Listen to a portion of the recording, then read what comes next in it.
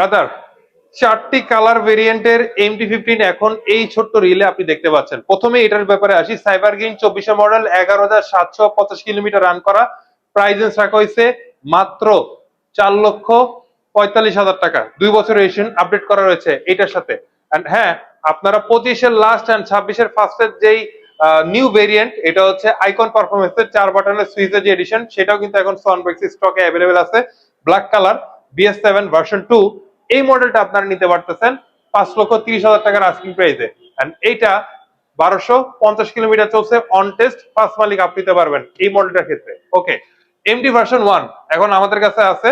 এটা official variant, এটা আমাদের কাছে অ্যাভেলেবেল আছে। এটা 24-এর মডেল এন্ড হচ্ছে 25-এর দিকে, এটা প্রথম দিকে এটা কেনা হয়। বাইক যিনি এটা ইউজ করছে তিনি খুব যত্ন সহকারে ইউজ করছে এবং কি খুবই কম চালাইছে।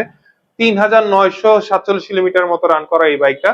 3,55,000 টাকা প্রাইসেস রাখা হয়েছে। আসতে কিন্তু অবশ্যই কমে নিতে পারবেন। এটা 2 বছর রেজিস্ট্রেশন পেপার আপডেট আছে। এন্ড পাশাপাশি 2 বছর রেজিস্ট্রেশন আপডেট পেপার সহ কিন্তু এখানে আরো একটা অফিসিয়াল ভেরিয়েন্টের ভার্সন 2 এডিশন রয়েছে, ডার্ক নাইট ব্ল্যাক কালারটা।